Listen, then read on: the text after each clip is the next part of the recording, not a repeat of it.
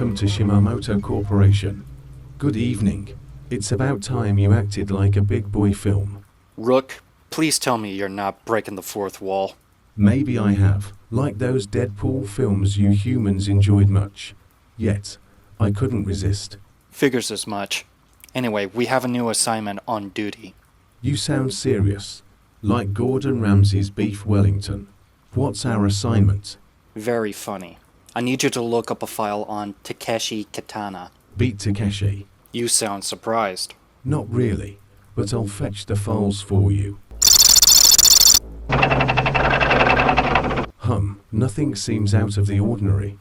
What exactly were we looking for? As I suspected as much. I guess the one-time video game designer wasn't even on his list after all. I beg your pardon. He was the one-time video game designer for Takeshi's Challenge back in December 10th, 1986. I see.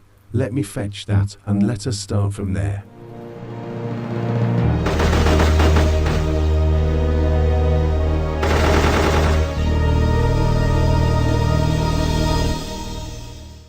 Chapter 1. The Old Television Show. Allow me to explain from the very beginning of an old television channel known as Spike TV. I remember flipping the channels in the mid-2000s just to see either an episode of Star Trek The Next Generation or a new episode of CSI. The two TV shows that I liked the most was the original and CSI New York. The Miami version, on the other hand, sometimes it's good and sometimes not that great. But Spike TV, on the other hand, is not one of those channels that kinda shows TV shows. For example, it shows the car automotive shows. It showcases sports cars such as like Maserati or Ferrari.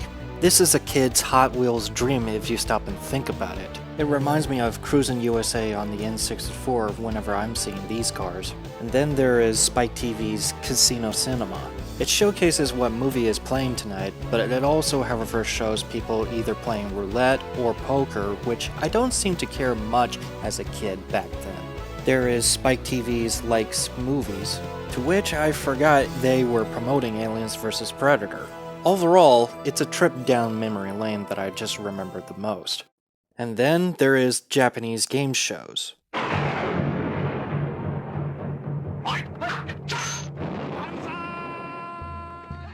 Ah yes, the land of the rising sun, the birthplace of Nintendo, and the iconic landmark of Mount Fuji. Here's a fun fact. Atari's icon is based off of Mount Fuji, when CEO Nolan Bushnell first visits. Interesting information to share. Anything else? Stay a while and listen, as we tell about the Japanese game shows.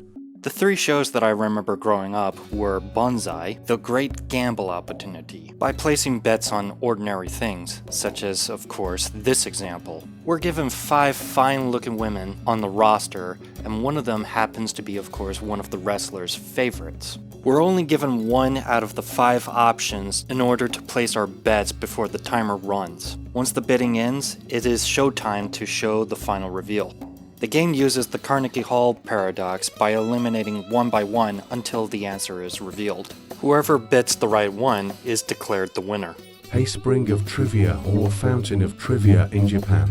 Technically, it's not a game show, but rather stories that are presented due to how unique or strange it may sound. The stories will be scored by points, due to the number of buttons being pressed. The higher points are, the story will be awarded a golden trophy with a melon pie inside. The story goes in second place, will get the silver trophy freshly lacquered, but no melon pie included. Yeah, this is before outrageous acts of science, only this one is just rating stories by point systems. And lastly, we have Takeshi's Castle, better known in the US as MXC. The world's toughest competition in town. Unfortunately, there's only 2 versions, Takeshi's Castle and MXC. Takeshi's Castle was originally aired in 1986 and was discontinued in 1990. Dozens of contestants are thrown into a variety of obstacle course and physical challenges before storming Takeshi's Castle to win 1 million yen. Essentially, everyone is a team to go against Count Takeshi himself in a tank battle. The MXC that I remember growing up with is much the same as Takeshi's Castle, only the slight difference is that it's just only two teams going against each other in the obstacle course, much as the same as like Takeshi's Castle. They had to go through the obstacle course in order to actually score a point for their own team. In Takeshi's Castle, anybody who made it through the obstacle course can actually move on to the next level. Anybody who failed the obstacle course can never go to the next level, which is all seems very simple enough, up until you go against Count Takeshi and his Emerald Guards on a tank battle. Yeah, that's not confusing at all between the two now, is it? Well, clearly it does. But the reasons why I went down on memory lane is to actually talk about one guy and one guy only. Takeshi Kitano. Chapter 2: The Celebrity and His Game.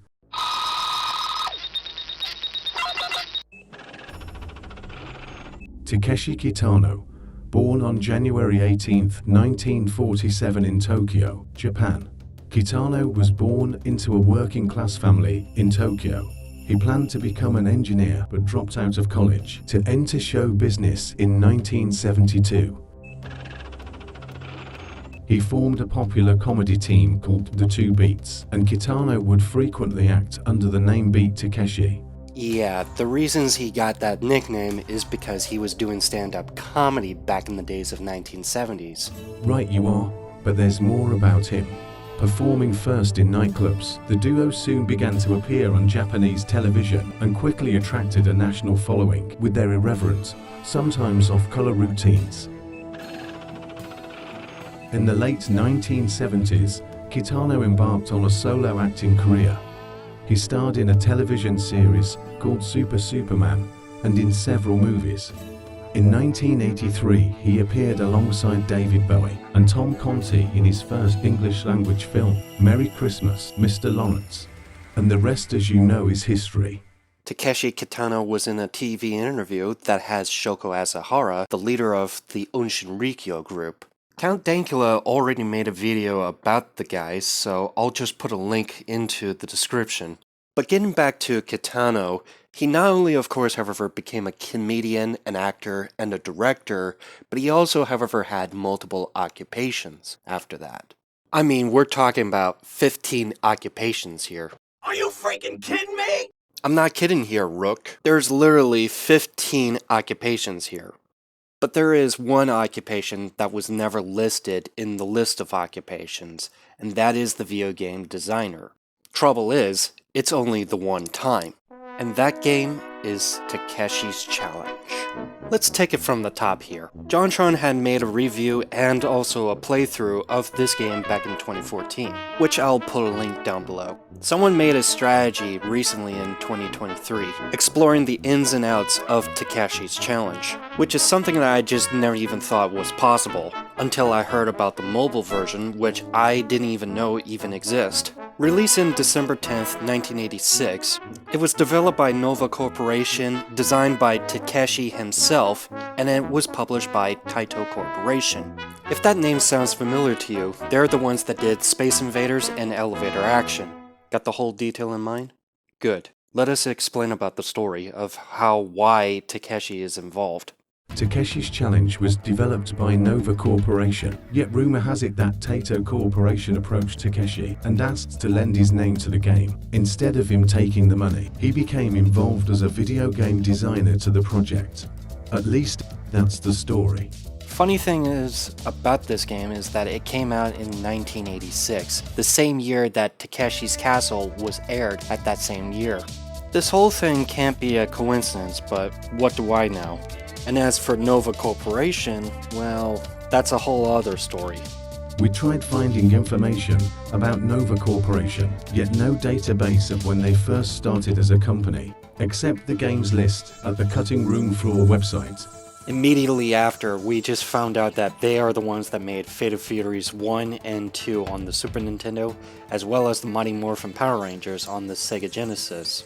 Taking a look back through the games list, we found out that Takeshi's Challenge is their first game, and that gave us the estimate that they started the company some time ago in 1986. Possibly, because it could have been a year before 1986. Yeah, like active enterprises that started in 1989, which is 2 years before Action 52 came out in 1991. You already explained about that company in your first video. Indeed I have, but thanks for that reminder. Let's not waste any further and just explain about the video game, shall we? Okay, let's.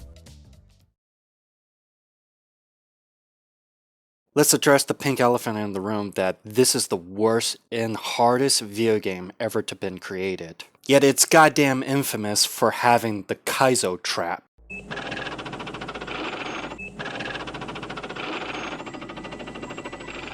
A Kaizo trap is a type of video game hope spot. Take for example Super Mario Bros., where you finally beat Bowser at the final level, only to be met with a hammer causing to start all over on the final level. That right there is a Kaizo trap. As for Takeshi's challenge, there's like a dozen of them. I'll explain about the traps along the way, because this game will only take you about half hour to beat. The startup screen is very unusual. You gotta continue on the right and start on the left. You immediately start at your boss's office. The boss reprimands you how you're not been performing lately and then gives you a tiny bonus. And you're gonna need that money in order to learn 3 things at the Culture Club as well as some other things along the way. Go and leave the office, then re-enter and then ask for a resignation. You get more money after that. This is one of the first out of the 3 fail-safes to win Takeshi's challenge. Once you're out of his office, collect the money out of the plant pot. This game is convoluted and complex that it doesn't even tell you where everything else are, except for the subtle hints that the locals tells you. Can we address the workplace if salaryman works at? It says Nico Loan, Far East Industry. It appears that this is not real, after searching info only to find China's overseas lending. Yeah, just be expecting the random names that doesn't even exist. Once you arrive at the Culture Club, you're gonna need to learn 3 things. You're gonna need to learn how to hang glide, which is under sports section. Need more money? Try the Azomago Bank just to withdraw money. Got the money that you needed? Try learning how to play a shamisen. The shamisen, also known as sangon or samisen, is a 3-string traditional Japanese musical instrument derived from the Chinese instrument sanction. And you're gonna need that because it's gonna be important way later into the game. You're also gonna need to learn the language of Hintabo. Hintabo is not even a real language, but a made-up language, a game to speak to the natives on the 4th island in South Pacific. He'll explain more in details. Once it's all done, head over to the Nico Genzo Plaza and head over to the Travel Tamagawa and purchase a plane ticket to the South Pacific. I know it may seem strange on top of the 3 things that you already learned at the Culture Club, but trust me, this is gonna be important. Head over to the pachinko parlor and actually buy 100 balls and just lose them deliberately. The shopkeep tells you to shut up and a bunch of Yakuza shows up and brawls you. The Yakuza, also known as Gakuda, are members of traditional organized crime syndicates originating in Japan. Why Takeshi added Yakuzas in the video game is beyond me. Ignoring these factors, you beat the ever-loving snot out of them and they drop 5,000 balls. And you can actually exchange that for a shamisen. But don't get the treasure map. It's a forgery. Getting it will cause your plane to explode if you try to head to the South Pacific. Once you got the shamisen, head outside and head back to the main road. Oh. Hi, Larry. You found Larry. Head over to the right to Joy Street. Go inside the karaoke bar. Take a drink, but be sure to refuse the 3rd drink. He'll ask you if you want to sing at the karaoke, which you need to accept. Rook, please explain the details for them. The local speaks about the old man who was last seen at this karaoke bar. In order to lure him out, you have to play the same song that was advertised in the commercial Takeshi was promoting. Yet it's baffling that it doesn't tell you. Once sang 3 times, a random guy tells you to stop hugging the mic and another fight ensues after you choose Brawl. This game is so random that I'm having difficult to logic process this. Once the fight is over, the old man shows up and gives you the map. The map appears to be blank obviously, which you need to soak it in water for 5 minutes, but not more than 10, which you need to pry into the microphone to reveal its contents. Here I'll time it.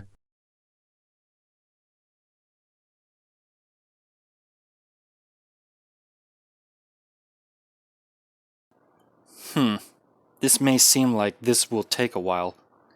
Why don't we just put some music, shall we?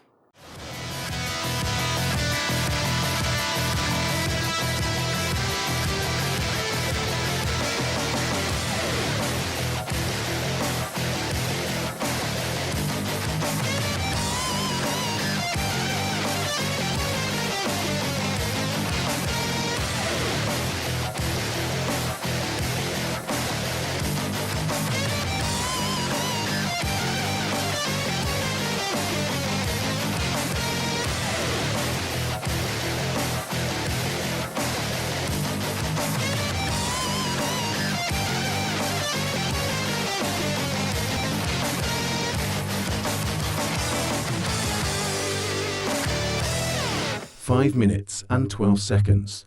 And then you beat the SH out of him. I'm literally baffled right now. And he's also one of the second of the three failsafe. Now allow me to explain about the failsafes. 1. You have to quit your job in order to actually go on treasure hunting, because if you don't quit that job, your boss will catch you and it will end your run. Second, you're gonna have to divorce your wife, because if you don't divorce your wife, she'll appear out of nowhere in the South Pacific and drag your ass back home and starting you over again on the run. I'll explain about that in just a little bit. And finally, beating up the old man that gives you the map. Because if you don't kill the old man, he'll show up at the very end, steals all your treasure, and kills you, and it's game over. Now that we already established, how do you divorce your wife? By stupidly getting blackout drunk and then giving you the option to divorce your wife and pay the alimony. Once everything else is complete, make it to the main street and make a beeline to the airport. And then it's off to the South Pacific. I mentioned earlier that you need to get the map from the old man that gives you and not the map that is actually from the pachinko parlor. Because if you grab that map from the pachinko parlor, it'll cause your plane to explode. Again, this part right here is infamous for being a Kaizo trap. I feel like the doctor from Doctor Who just looking at the next screen. So let's talk to the locals here, shall we? Please excuse me. Could you be very kind and tell us where we are? Well, it doesn't even happen like that. You have to go to the bank and actually exchange money in order to actually purchase items in South Pacific. It also allows you to spend the night at the hotel fully recharged of health. Buy yourself a poetry, a canteen, and a gun before entering this resort center.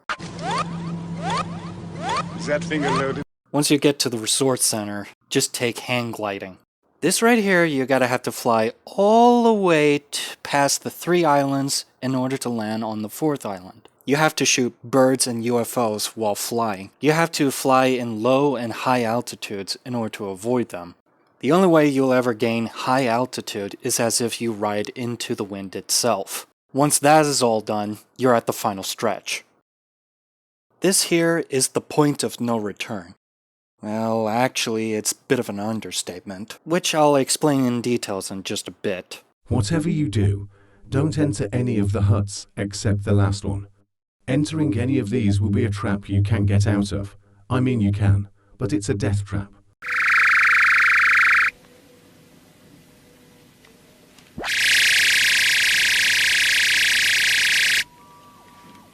Even the sonic screwdriver won't get me out of this one. There is a magical pixel of a spot that takes you back to the resort.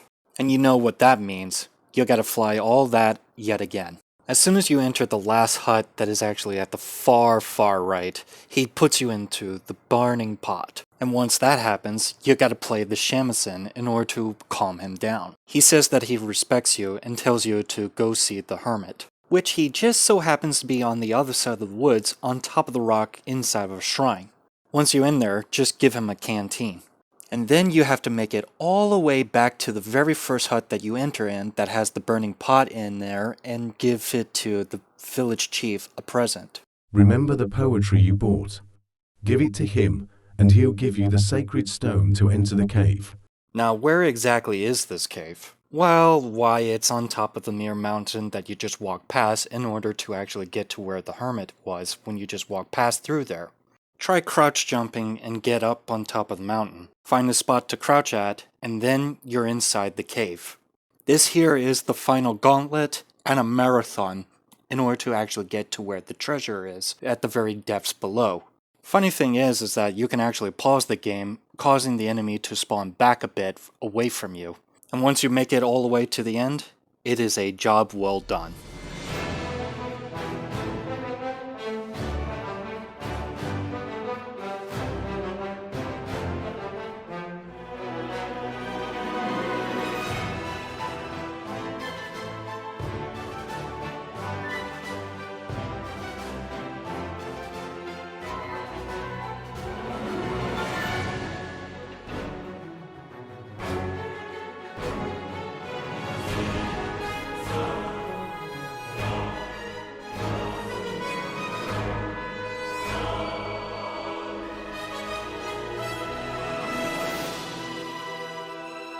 This ending bit is just a complete cop-out. It just makes you wait for about 5 minutes until you receive a secret message. You actually bothered to finish this crappy game, sucker. Don't take it so seriously. Yeah, this is literally the word of mouth from Takeshi himself. So in conclusion, this game, however, sucks. But it's also, however, one of the deepest, most meanest pranks ever to be constructed by Takeshi himself. Yet it's downright strange and madness. And it's time to say goodbye to all of you. But I'll be seeing you again very soon. Goodbye.